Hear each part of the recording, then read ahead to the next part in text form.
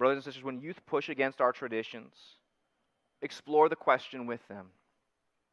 You don't have to have the answer right away, but be willing to go deep with them. See what they're really asking. Sometimes they're right. Some of the traditions that we have really nothing to do with Jesus. They're not that important. Other times, we need to enter into the dialogue with them. They are really important. We need to help them understand why. I had a girl ask me once, Kyle, where was God when my friend got raped? That's a scary question to answer, right? What would you say if somebody asked you that? Well, I didn't answer. I asked a question of my own. What would you have done if you were God in that situation? She responded, well, I would have told somebody to stop it or to intervene. And I responded, well, what if God did that, but this person still didn't want to listen? Would you override their free will? And if you did start overriding people's free will, how much evil would you let into the world?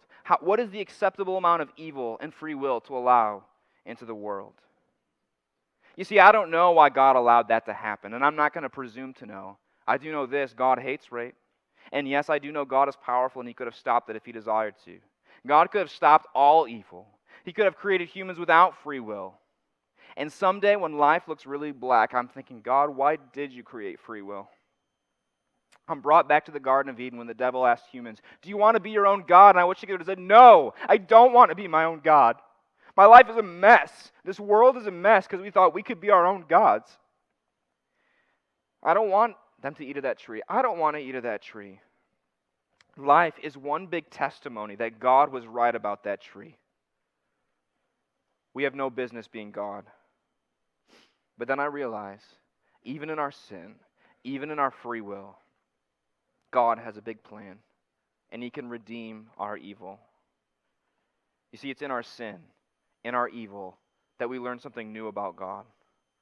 His kindness shines all the more brightly. God died for us and loved us while we were still His enemies. He didn't love us because we cleaned our life up, because we were good little Christian boys and girls who always listened. He died for us because He loved us. He longed for the work of His hands. And He died for all of our sins, from the white lies to the trauma of Auschwitz. And even though I don't know why all those things happen, I trust that God is in control and He's working together for good to those who love Him. You see, there's a lot of lies out there. The pain of rape is not stronger than the healing hand of God for all eternity. It's a lie of the devil. Broken things can be put back together. Hurting can be healed.